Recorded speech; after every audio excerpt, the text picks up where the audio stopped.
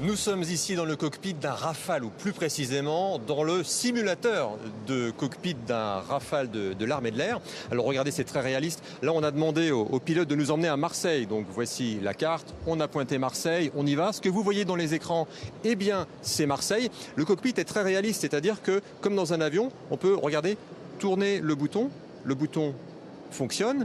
Et là, on va demander à notre pilote du jour, Jean-Pierre, de nous faire une vrille. Allez-y, faites-nous une vrille. Alors là, peut-être que chez vous, vous avez mal au cœur. Nous, ici, vraiment, on s'y croirait. Je vais poser une question au PDG de l'entreprise. À quoi ça sert, ça, ce simulateur? Qui l'utilise et pour faire quoi? Alors, c'est utilisé par les pilotes des armées pour s'entraîner à la maîtrise de la machine et surtout de son système d'armes. C'est aussi très utilisé pour rejouer au sol des missions avant d'aller les faire en vol. D'accord, donc on fait la mission pour de faux avant de la faire en vrai, en fait. Absolument.